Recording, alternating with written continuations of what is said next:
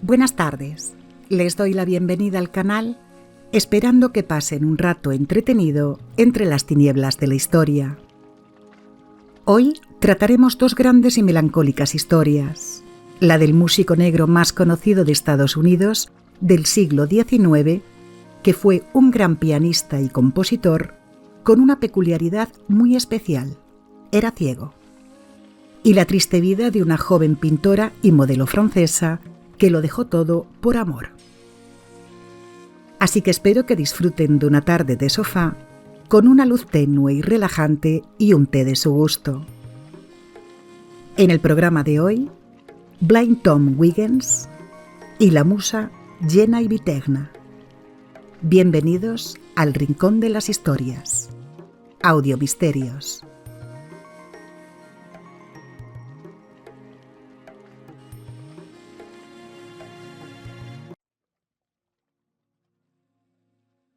Thomas Green nació el 25 de mayo de 1849 en el condado del estado de Georgia, Harris, en la plantación Wally Edward Jones. Era ciego de nacimiento y autista, y en 1850 lo vendieron junto con sus padres, Cherie y Domingo Wiggins, que pasaron a ser esclavos del general James Neal Bethune, un abogado de Columbus y editor de periódicos. James Neal fue el primer editor del periódico en el sur de proteger y mediar por la secesión. A causa de la esclavitud, le cambiaron el nombre a Thomas Green Bethune. Su madre, de 48 años, había parido entre 15 y 21 niños, algo normal en su función como esclava, ya que debía parir lo más posible para que su amo blanco pudiera tener más esclavos, que más tarde trabajaran sus tierras o los pudiera vender. Cuando un niño nacía ciego o con cualquier discapacidad, se deshacían de él, ya que era una boca más para alimentar, que no le iba a reportar ningún beneficio, por lo que el chico sobreviviese ya era una gran suerte en ese momento. Su madre Cherie, al ver a su pequeño con los ojos blanquecinos por las cataratas, se dio cuenta enseguida que algo tenía que hacer para salvarle la vida, por lo que le pidió a una de las hijas de su dueño en ese momento que lo bautizase, lo cual le impidió que le quitaran la vida, pero como venganza de su propietario, los vendió a todos. A ella, a su marido y a los hijos que aún tenía con ella. Por lo que al ser considerados cosas y no personas, al venderlos, el nuevo dueño podría comprarlos en bloque, o sea, a toda la familia, o bien por piezas, pudiéndolos separar, como ya le pasó a ella en una ocasión. Cherie había estado casada anteriormente y con hijos, a los que no volvió a ver nunca más. Pero James Neal Bethune, aunque no dejaba de ser todo un caballero sureño que en su momento escribió dejando muy clara su postura, ¿qué es la esclavitud? Una clase de trabajadores no controlados por el gobierno, pues al ser como niños, al gobierno le costaría demasiado trabajo gestionarlos. Estos trabajadores son incapaces de cuidarse a sí mismos, de modo que son controlados por individuos que no solo son capaces, sino que además están deseosos de hacerlo. Pero al ver a la familia con su hijo ciego, se compadeció y decidió comprarlos a todos. Thomas no podía trabajar como esclavo porque era ciego, de modo que lo dejaban jugar e inspeccionar por la plantación de James Neal Bethune, por los alrededores de la residencia y hasta por los corrales donde estaba el ganado. Como las hijas del propietario tocaban el piano, él las escuchaba y mostró tanto interés que sobre los 4 años ya sabía tocar el piano, aprendiendo solo de oído, por lo que le dejaban tocarlo, y a los 5 años compuso su primera canción, La tormenta de lluvia. Y reconocieron que tenía grandes capacidades. Se le dejó vivir en una habitación anexa a la casa de la familia, en la que había un piano.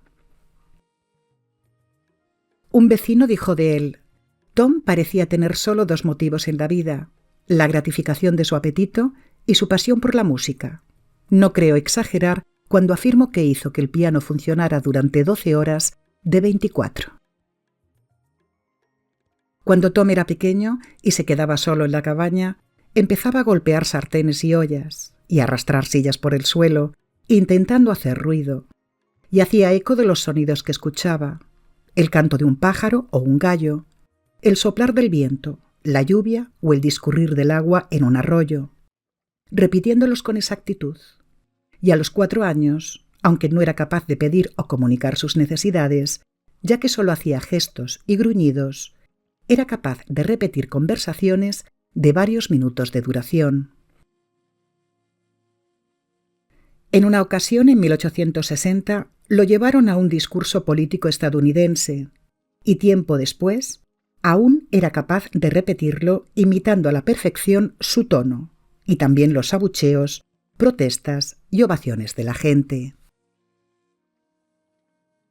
James Bethune contrató a profesores para que le enseñaran a Tom nuevas piezas y en 1857, con 8 años, alquiló una sala de conciertos para que ofreciese su primer recital, con el que consiguió un gran éxito, presentándolo como Blind Tom, Tom el Ciego. A partir de eso organizó una gran agenda de recitales, actuando incluso ante el presidente James Buchanan en la Casa Blanca, y se convirtió en el primer afroamericano en tocar allí. Lo promocionaba así: Tom, el joven pianista negro ciego, la maravilla del mundo y de nuestra época, el músico vivo más importante. Con solo 10 años domina el piano, toca 2 piezas de música simultáneamente y al mismo tiempo pronuncia un discurso. Toca el piano dando la espalda al instrumento, reproduce las piezas de música más difíciles con solo escucharlas una vez. Canta en alemán, francés e inglés, sin comprender ninguno de estos lenguajes. Realiza imitaciones del sonido del tambor, el tren, el carruaje y la guitarra, y toca el piano de las óperas más famosas. Cuando no estaba con el piano, en el que se pasaba horas, y había que sacarlo de allí convenciéndole con golosinas o a gritos, enfadándose con él, se convirtió en una persona inestable e indecisa, sin normas de convivencia, lleno de tics, poniendo su cuerpo en posturas inverosímiles y comiendo con las manos o directamente del plato. Y en sus conciertos, cada vez que acababa una pieza, aplaudía con tanta devoción sus actuaciones como el público, y se refería a sí mismo en tercera persona. En 1869, con 20 años, alguien que lo encontró en un tren camino de gira dijo de él: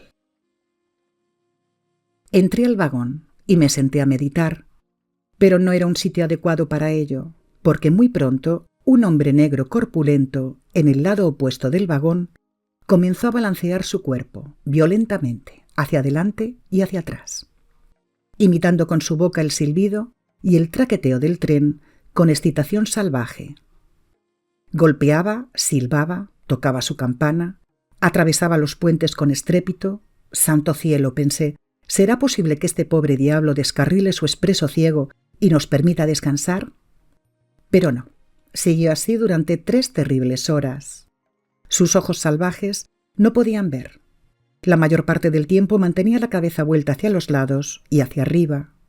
Su rostro estaba constantemente torcido y distorsionado.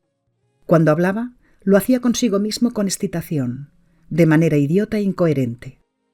Pero nunca frenó su tren expreso imaginario. Me dijeron que era Blind Tom, el célebre pianista, un idiota inofensivo para quien todos los sonidos eran música y su imitación un deleite incesante.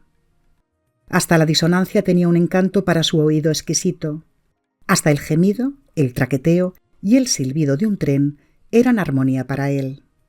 Este fornido bruto torturaba sus músculos todo el día con este terrible ejercicio y luego, en lugar de tumbarse por la noche, roto de agotamiento, se sentaba detrás de un piano de cola y hechizaba una multitud con el patetismo, la ternura, la alegría, el estruendo la brillante y variada inspiración de su música.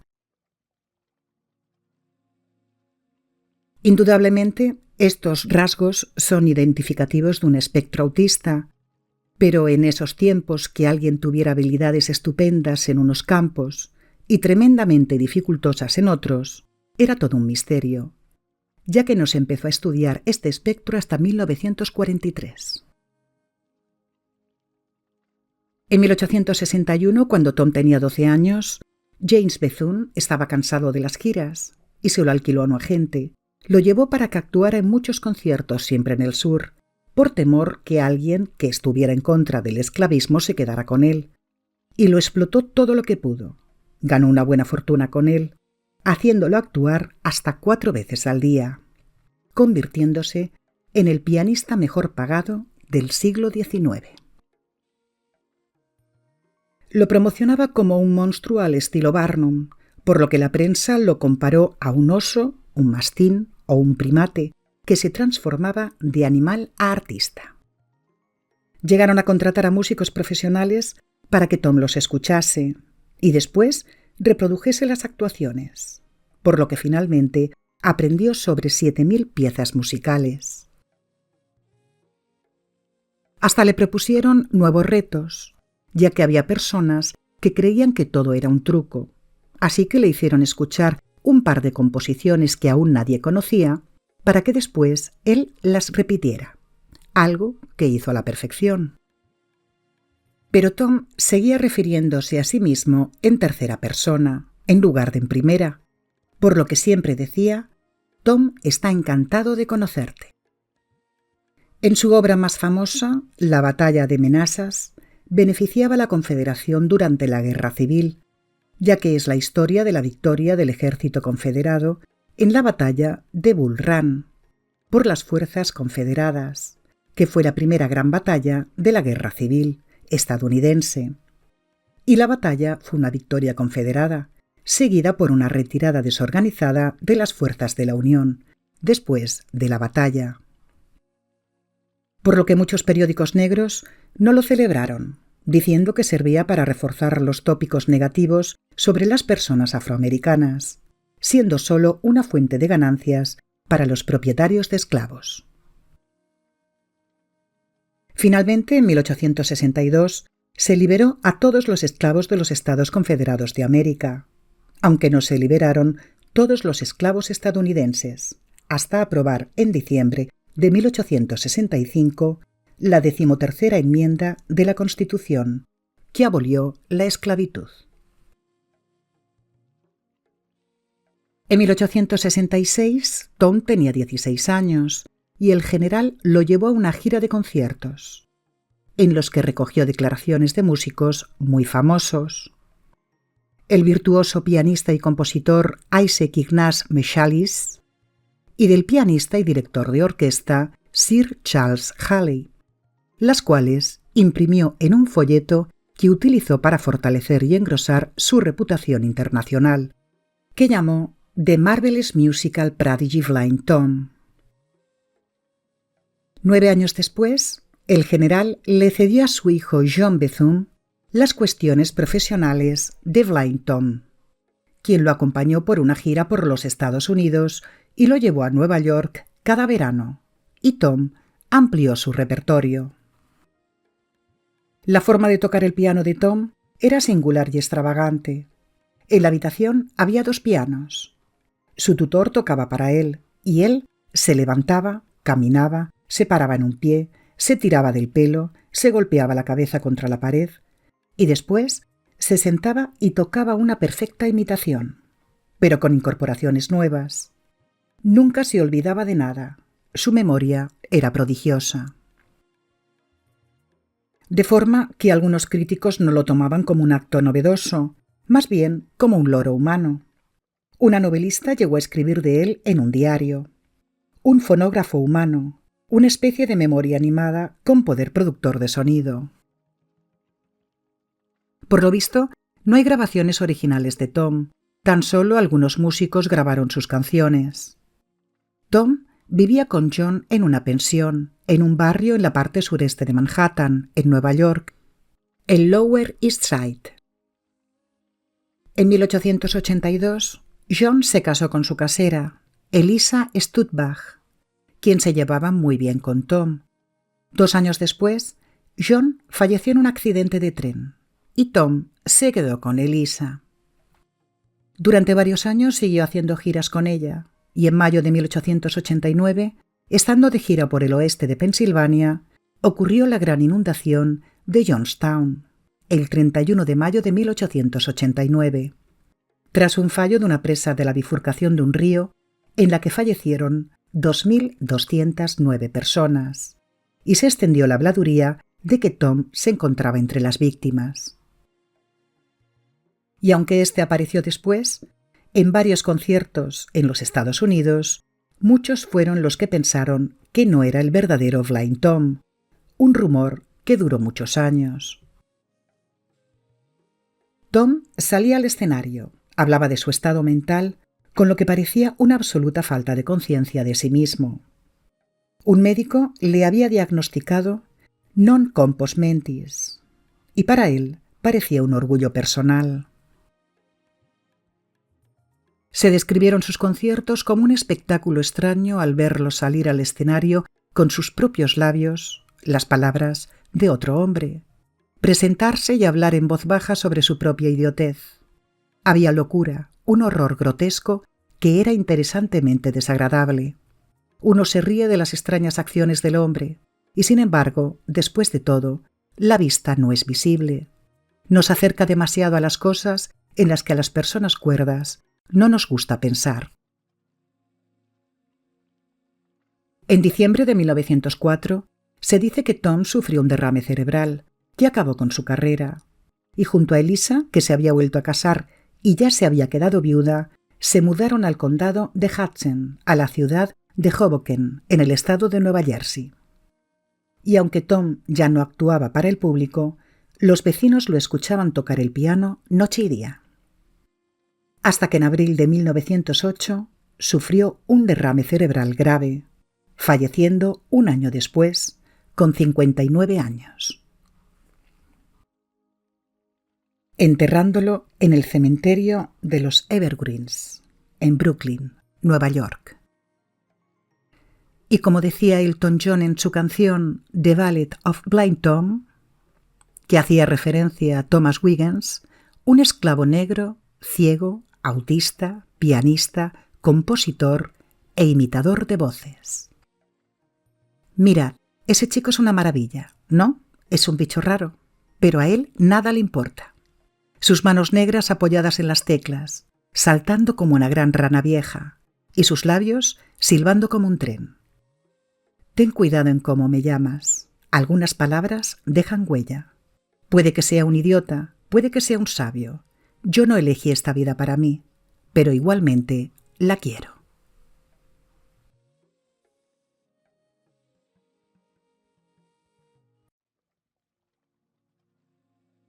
Jenna Yviterna Tillier, nacida el 6 de abril de 1898, en la antigua capital de la región de l'Avry, la ciudad de Meaux, en Francia, era hija de Eudoxie Anaïs Tillier y Axille Casimir Yviterna, contable de los grandes almacenes y más famosos de París, Le Bon Marché.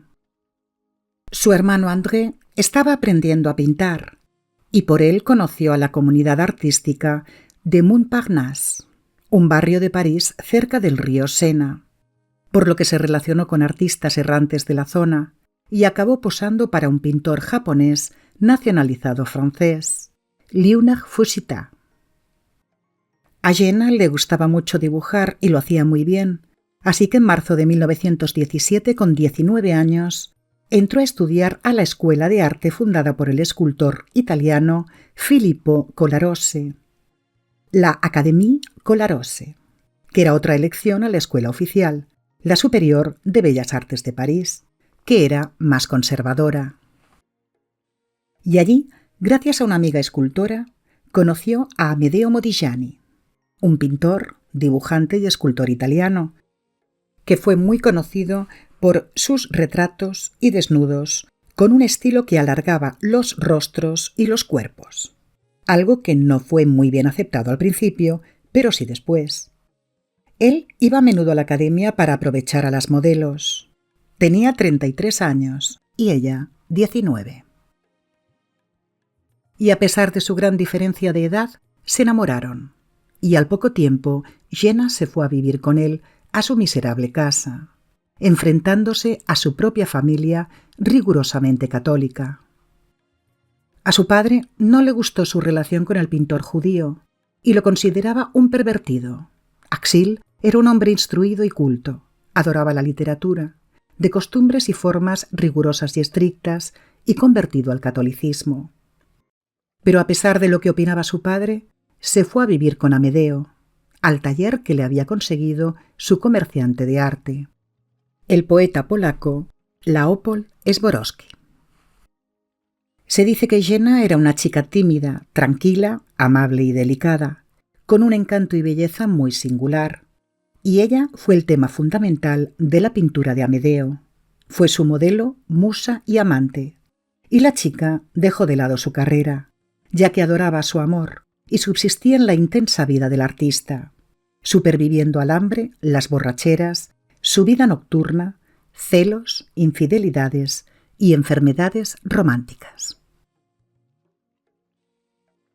Al año siguiente se fueron a vivir a Niza, una ciudad francesa en el departamento de los Alpes Marítimos, en la Riviera Francesa, en una comunidad de ricos apasionados del arte, donde valoraron la pintura de Amedeo. Y el 29 de noviembre de 1918, con 20 años, Jenna dio a luz a una niña a la que llamó como a ella.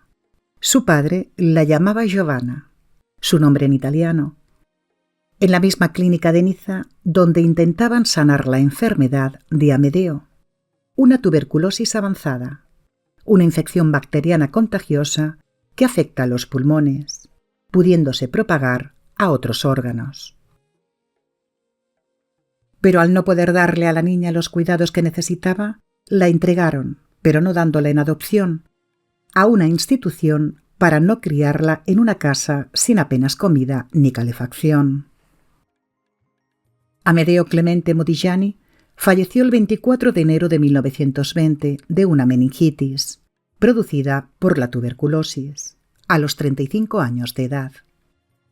En vida no tuvo mucho éxito con su obra, pero al fallecer fue muy apreciada. Jenna entró en una grave depresión y una noche, mientras estaba al cuidado de su hermano André, en el piso de sus padres, en la Rue Anjou, distrito V de París, y estando en su 8º mes de embarazo, se quitó la vida tirándose por la ventana de su habitación del 5º piso, 2 días después de la pérdida de su amado, mientras su hermano estaba adormecido por el cansancio y el sueño. El 27 de enero de 1920, Amedeo Modigliani fue enterrado en el cementerio más grande y célebre de París, Père-Lachaise, enterrándolo como un príncipe. Tras el acompañamiento fúnebre de toda la comunidad de artistas de París. Y Jenna Viterna fue enterrada en secreto por sus padres, en el cementerio de Bagneux, en un municipio de Francia, región de Isla de Francia, departamento de Altos del Sena. 10 años después, el hermano mayor del pintor convenció a la familia de Jenna para transportar los restos de la chica a una tumba junto a la de Amedeo. Por lo que desde 1930 descansan juntos bajo un epitafio que dice: compañera devota hasta el sacrificio extremo. En octubre del 2000, las pinturas de Amedeo Modigliani se presentaron en una exposición en Venecia por una fundación cultural, después de que un experto convenciera a sus herederos para liberar las obras al público. Su hija, Jenna Modigliani, estuvo en la institución hasta que falleció su madre, y se hicieron cargo de ella sus abuelos paternos, y más tarde la hermana de Amedeo, Margherita Modigliani, que amparó a la niña y la crió. Jenna Modigliani se convirtió en una gran historiadora y escribió una biografía sobre su padre en 1958. Modigliani, hombre y mito. Aunque Jena y Viterna también dejó su arte con un gran potencial, sus cuadros quedaron eclipsados por los de su gran amor.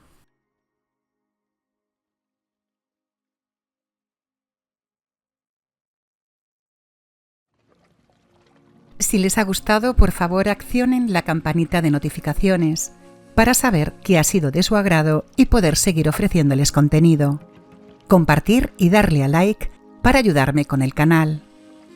Hasta la semana que viene con nuevos relatos de Audiomisterios.